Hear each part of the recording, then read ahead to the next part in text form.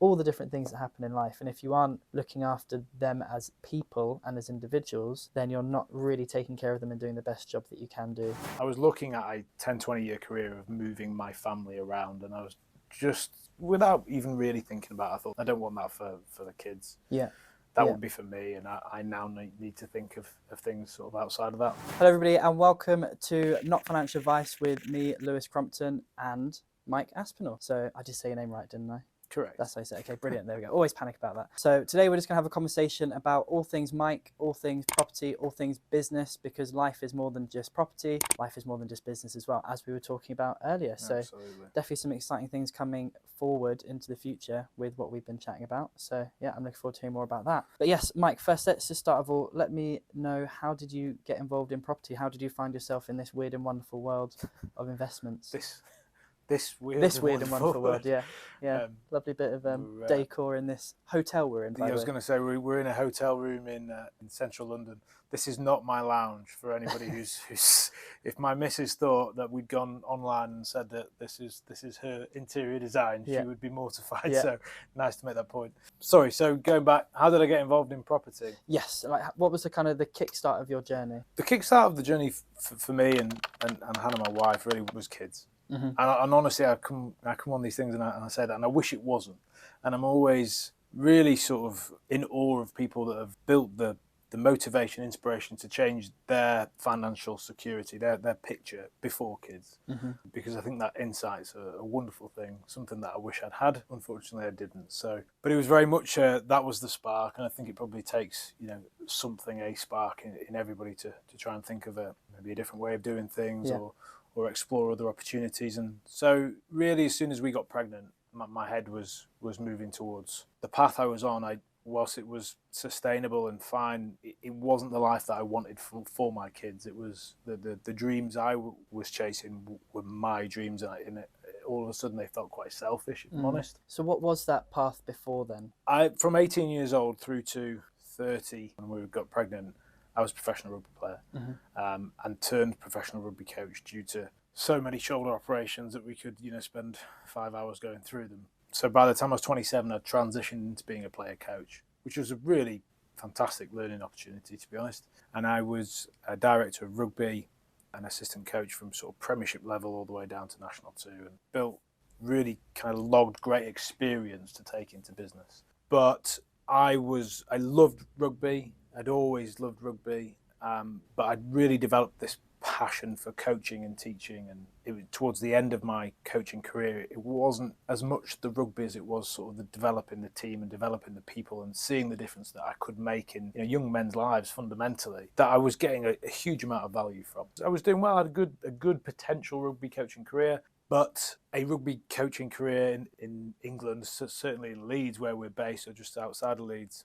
you're staring down the barrel of moving around the country. A lot of rugby union is down here, and maybe to France or to other places. So I was looking at a 10-20 year career of moving my family around, and I was just, without even really thinking about it, I thought that's not what I want. I don't want that for the kids. That would be for me, and I now need to think of things sort of outside of that. So just to kind of fast forward to the end of the journey to where we are today from that point. So looking at careers, being a rugby coach, potentially having to move around a lot, trigger point of getting pregnant and thinking, I need to do something different because I need to think about my kids. And so from that point, that thought process, that decision to where we are today, give us a little summary of where we are today. Apart from in the African suite. So we own a group of trading companies in the property sector, the NPP Group, Northern Property Partners Group. We source around 100 mils worth of property, 20 mils worth of property. Nearly 100 mil, we're working on it. Yeah, work in progress every year. So that's kind of a consulting business, I suppose, in the investing sector. We're in a construction management company, so we have a construction consultancy and management, so we take care of probably around sort of £4 million worth of build work every year. We have an interior design agency, hence these comments, and part of a letting company, etc., etc. So we have a group of trading companies that in the property sector that we're really passionate about and we enjoy. Ran those for 6 years. And we have our property portfolio, which is what we set out to achieve in the first place. We create the financial stability that we were after, which is sort of everything from buy-to-lets in the private sector, social housing, HMOs that we've talked about, commercial to residential conversions, and big C4 office space. Sorry, C2 office space as well. So it didn't come overnight. Yeah, I was going to say, it's quite substantial now, and it does deliver a huge amount of sort of certainty to us as a family, but it didn't come quickly. Mm-hmm. So what's that time frame? What's that time horizon? How long have you been working on that for? So I'm 39 now. We talked about sort of getting pregnant probably around 30. And I don't think we started property sort of educating ourselves in any way, maybe for 18 months. Mm-hmm. And why property? Honestly, I don't know. It was, for me, in my mindset, it's probably the risk-averse strategy, because it's just in the UK, we know it has a value, mm-hmm. you know, and it's there, and you can touch it and it's tangible. So I think there was a lot of that. I thought, well, okay, it makes sense. We had two properties when Hannah and I got together. I had an apartment, she had a house. We managed to sell my apartment and move into our family home. We're not there anymore, but it was a nice place to be. So we still had her one property. Mm-hmm. Which, her being the little entrepreneur she had, she'd already sort of chopped it up and rented it out to two other friends. When we sat on our first property course, we were like, "Oh, yeah, that's illegal." But we both thought that way. You know, yeah. I was looking at sort of trying to build coaching businesses on the side, but couldn't really leverage my own skill set and multiply me as a coach. She was sort of doing things like that, and she was a medical rep. So we dabbled with different ideas, and then we came across this sort of property course. And she said, I just remember being in the kitchen and showing me a flyer. You know, it was a property flyer. It was that long ago, and me going, yeah, okay, let's go to a 2-hour free seminar. And then I just think we were primed and ready. Yeah, you know, we were both, you know, successful people in our own right, and we were relatively primed on personal development. You know, we'd already done quite a bit of work on ourselves. We were very motivated by being pregnant or honey. My daughter was, you know, one and a half at the time. So we were primed and ready and motivated. And I think ultimately that's all it really takes for you to sort of take the steps. So there was no backward steps from there.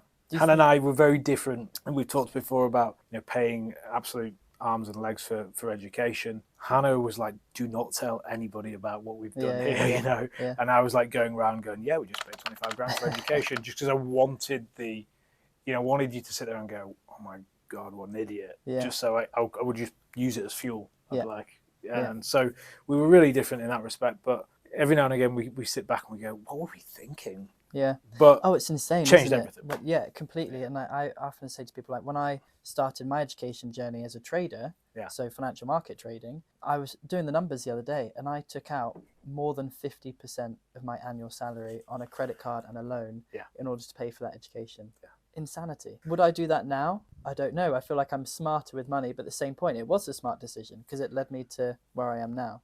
People still ask me genuinely all the time, was it worth it? And I just giggle because I'm like, it's such a ridiculous question when we are where we are. Exactly. But and that's price versus value. Yeah. And if they're asking that question because they don't understand value, they only see price. Yeah. And that's going to keep them at a certain level forever until they can shift their mindset to thinking about value versus price. And I think ultimately, and it's maybe a PD cliche, but, you know, investing in yourself is the greatest investment. And I've seen it in all walks of life. If you're primed and ready and motivated, you know, and you invest in yourself and you back yourself, you do great things. Mm-hmm. You know, if you're lukewarm on a good day, you know, and you're going to go spend a fortune on trading, you're an idiot. Yeah. So, but it comes down to you. You know, Hannah and I, time and time again, invest in ourselves and back ourselves. You know, I talked 25 grand. I still think we're probably spending that today. Yeah. You know, in per annum, in just our continued growth. But now you only have to move the needle a tiny little bit, or a little bit of info that we didn't know yesterday, and it has a huge value. Yeah. So in terms of being primed and ready, when it comes to property investment, you guys already had some property, you were successful in your careers, you had some money behind you. Do you think that makes Not a lot. Not a lot, okay. But do you think having that mindset and maybe some access to capital that other people wouldn't have, or loan ability and mortgage ability, do you think that makes the kickstarting of the journey easier, or do you think you just have different hurdles? I think you can have hurdles regardless of your scenario, to be honest with you. I can only speak honestly about ours, and so we were poor. Mm-hmm. We actually sold Hannah's house. I'd tell a lie. We borrowed 25 grand off my mum and dad. Yeah. I mean, that's a different story. But Yeah. they're both teachers and probably have 50 grand saving in the world. So to go, okay, Yeah. on this harebrained idea is With no guarantee. with no guarantee Yeah. is amazing. But we, our guarantee was we were going to sell Hannah's property and we'll pay Yeah. you back, which we did. So we have our education, but we're going out into the world with 5 grand. Mm-hmm. So capitally, we were really poor. What we did have was we were reasonably time rich, I would say. We were both employed full-time jobs. But Hannah was a medical rep. Part of the reason we got together was I'd finished rugby training about 2:00 and I'd phone Hannah and say, what are you up to? And she'd be saying nothing. Yeah. If her old boss is watching this, genuinely, she was hitting target, but she wasn't doing any work. So we were quite, when I look at people now, kind of working the sort of 8 till 6 shifts, I think, could we have done what we did if we were in those roles? I'm not sure. Mm-hmm. So we had a bit of time to invest into it. We didn't have a lot of money. We had ourselves an education. I say I'm using the word primed. I felt like we were ready and we were highly motivated. So, but that was it. A little bit of time, next to no money. Yeah. And we had to sort of create something from nothing, really. So how did you create something from nothing? What were like the first steps that you did? Because we were talking earlier as well, but you had very clearly a vision of what you wanted to achieve, and that's what you've kind of held strongly to. So did you have that vision right on day one, or did that kind of develop over the period that you were doing stuff? What were kind of your first steps? We talked off camera, didn't we, about my vision of I would say it's my vision. I would say it was the vision that we were sold as far as passive income, which for me very quickly turned into highly leveraged income. Yeah. Like it can't be, you don't do nothing and get paid, but you can create highly leveraged income streams. And I watch people come through these property courses with that as the sell and then fall off the wagon completely and either not do anything with it or just create a huge amount of jobs for themselves, which pay more or less than what they were on before, but now they're in property, so it's a win. Yeah. And I was like, nah, not at all. Like, I think what was easy for me, Lewis, was I never felt like I worked anyway. Yeah. I was genuinely, the 15-year-old kid who said, what are you going to do? What are you going to do when you grow up? I'm going to be a rugby player, whatever. And so, and I did it. And it was an up and down career, but I never really felt like I worked a day in my life. So I thought, well, I'm not leaving that for a job. Yeah. If I had to have a job, it would have been the other one. So I feel like that probably set me aside, and I was never going to go and create jobs because I never really had jobs. Mm-hmm. But yeah, I mean, I was crystal clear. We talked about stages of life and I guess income and wealth generation of we need this much for me. Well, I thought at the time it would be Hannah. We need this much for Hannah to leave, and then that'll give us an element of security, and then we'll have different choices. Mm-hmm. In hindsight, what actually happened was, and I suppose this gives a little bit of an insight into how I grew and changed through maybe the first 2 years of investing in property and trying to create these cash flowing boxes whilst being a rugby coach, was that we were coming towards the end of a season and I just said to Hannah, I don't want to do it again. And it was more about where I was. We were achieving at such a high level on such a minimal budget that there'll never be a Netflix documentary made about our success because we were in the second division. But we had a shoestring budget and we were achieving, we were coming fourth in the league, we were winning local cups, and in a very insular little bubble that nobody else cares about, we were absolutely maxing out high performance and team culture. And I could see it, and I just went, we'd probably done it for 4 years, and I just thought, I don't think I can do any more here. So I'm going to go. Yeah. And she was like, oh, okay, right. And that was it. And was she happy about that? Yeah, she was, to be honest. I think I earned less money than she did. Yeah. So from that respect, it was easy to get me out first, but I don't think it was ever the plan. It was always like, I love what I do. So, but that was also a really tough time because I've told the story before of my last game I ever coached of rugby was probably the best. And what a wonderful send off. Again, you'll never see the documentary about it, but we won a local Yorkshire Cup. Thrashed a team from Sheffield by 30 odd points, and performance wise it was just outstanding. And I kind of felt like I was sitting in the stand just going, this is unreal. Like, everything that we worked on was coming together. The team, the way we played, but the way everybody was interacting, it was just a wonderful time. 2 days later we had our end of season dinner, and it was like being at your own funeral. Oh yeah. So I'd been there for 8 years, and you had mates, mates to this day, like standing up and saying, I'm so grateful for what Mike's done for me, A, B, and C. And this is what I'm saying about not just the rugby. The shirts were on the trophies were in the cupboard. That was great, but they were talking about themselves, and I Yeah. was like, wow, that's deep, Yeah. and that's, talk about value. Yeah, and it is that. And a couple of questions I've got off the back of that. So within my own education company, where we teach people how to trade, the cultural element is so important. And it is really, really important that you're clear on what your culture is and how you establish that culture. But also part of our culture is to care about people beyond just the education. Yeah. Because it's a very holistic process. Trying to do anything in life is a holistic process. Trying to isolate things doesn't work. So we have people, I'm not going to name names, we've got people who are maybe having relationship troubles, which we need to help them not compartmentalize, but deal with and restrict the damage on them. They're having operations for this or that. They've got an ill family member, all the different things that happen in life. And if you aren't looking after them as people and as individuals, then you're not really taking care of them and doing the best job that you can do and helping them do the best that they can do at the thing that they're wanting to be good at. The other question I've got, that was more of a statement than a question. When it comes to, obviously you loved what you did, you were passionate about it, you really enjoyed it, but then you took the decision to step away from that and work on property. Can you share a little bit more about kind of the mindset that goes into that? I can imagine stepping away from that was quite a tricky transition as well, because you kind of have all this meaning, all this respect, all this, and my parents were teachers as well, and when they stepped away from teaching, they suddenly not lost purpose, but the thing which you're needed for every single day, suddenly you're not needed for. So you have to re-find what you're going to do with your time and where your value is. So I can imagine that was an interesting journey. So I'd like to hear more about that. It's a really difficult transition. I think there's, certainly within rugby, because we don't make a huge amount of money, compared to footballers. The theory with footballers, you can retire and do what you want. With rugby, there's a really high degree of mental health issues with people retiring from a gladiatorial sport where it's a week in, week out, reset, retrain, review, train, go, compete. It's a hamster wheel, and it's one we all absolutely love. And you come out and you go, so who am I now? Yeah.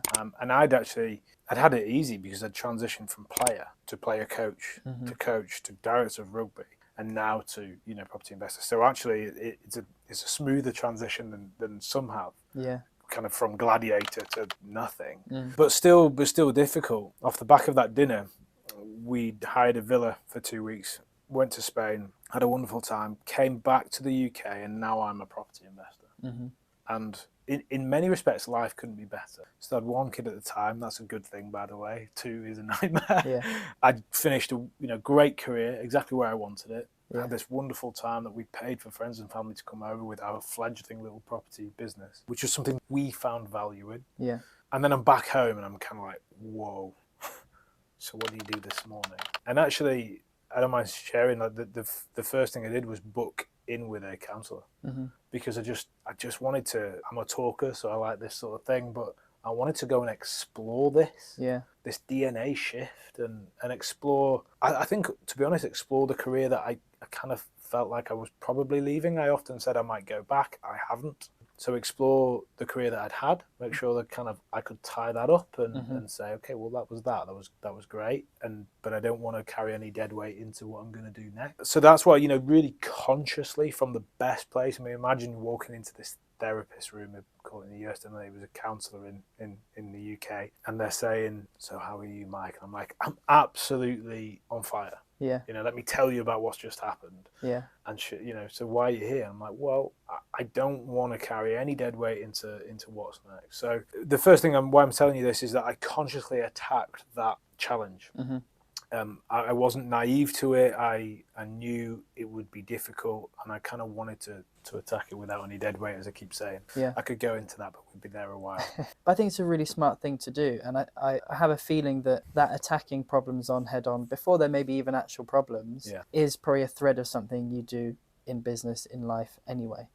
Sweat the right small stuff. Yeah, exactly. And then you don't have to sweat. And I think, so I have a tendency to sweat the wrong stuff. So I go and see a counsellor every month just to kind of keep myself in check. Sometimes I've got nothing I need to talk about, but I'll still talk about stuff because it helps make sure that it doesn't crop up. Yeah. Because it tends to creep up on you slowly. So I think that's really, really interesting that you do it that way. Like you just attacked it before it even became a thing, just to give it space to express if it needs to be expressed. Yeah. And I think that's really, really smart, to be honest, and probably quite a rare characteristic. Yeah, I think she found it strange.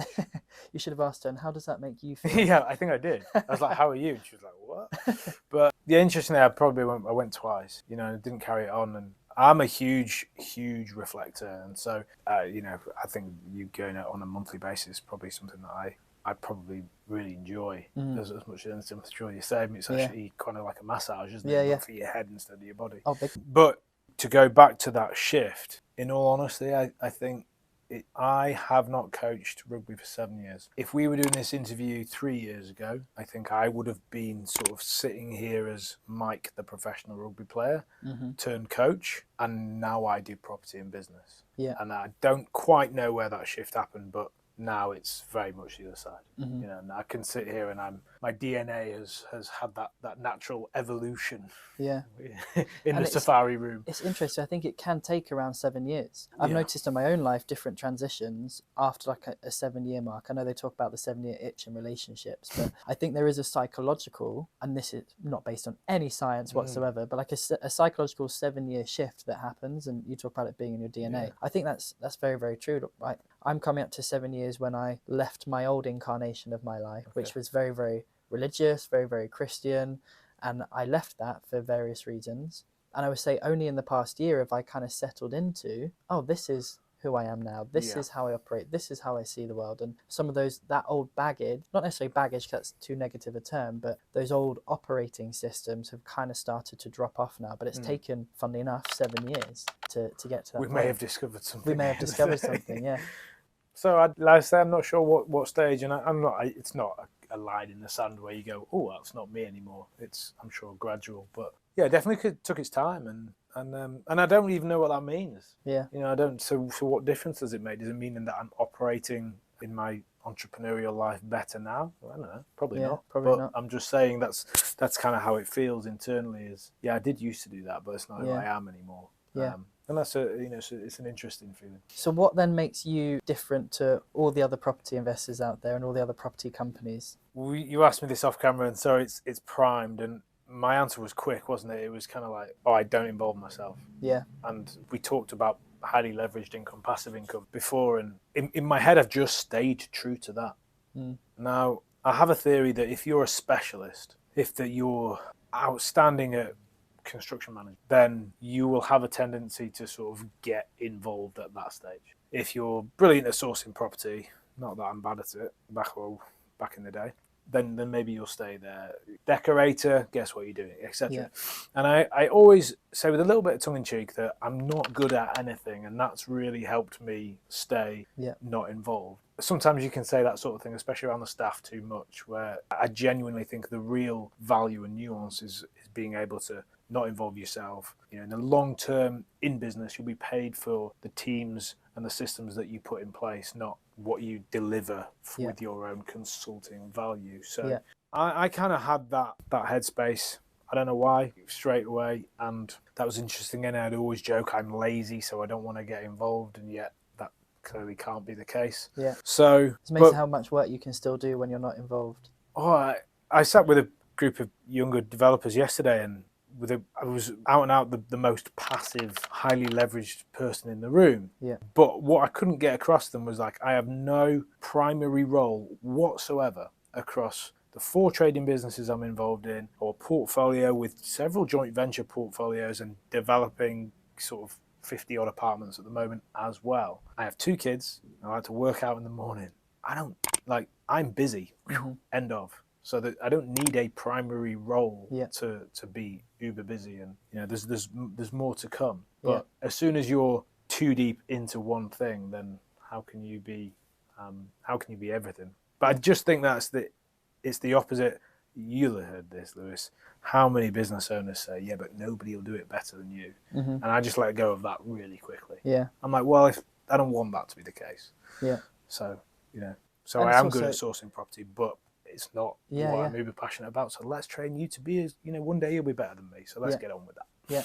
And although it may be true sometimes, it's not always true. No. And actually comes from ego and being a control freak. And I think a lot of entrepreneurs are control freaks. Yeah. Which is why they get stuck at having a role for themselves rather than actually building a business. 100%. So yeah, there's definitely that goes on. Final question for you. If I haven't primed you for this one. So if your life was to be condensed into a lesson, what would that lesson be?